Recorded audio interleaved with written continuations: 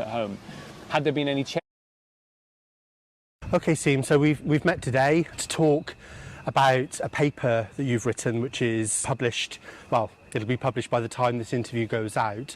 Maybe you could give us a little bit of background about how and why this paper has come about, and then we can talk about the content of it.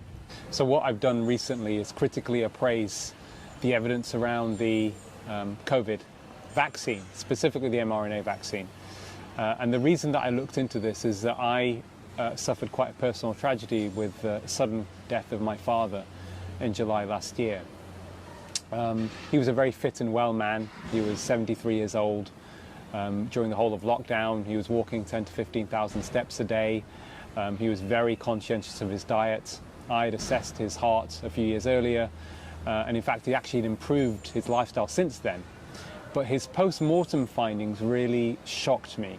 There were 2 severe blockages in his coronary arteries, which didn't really make any sense with everything I know, both as a cardiologist, someone who has an expertise in this particular area, but also intimately knowing my dad's lifestyle and his health. Not long after that, data started to emerge that suggested there was a possible link between the mRNA vaccine and increased risk of heart attacks from a mechanism of increasing inflammation around the coronary arteries. But on top of that, I was then contacted by a whistleblower at a very prestigious university in the UK, the cardiologist himself, who explained to me that there was similar research findings in his department, and that those researchers had decided to essentially cover that up because they were worried about losing research funding from the pharmaceutical industry. But it doesn't stop there.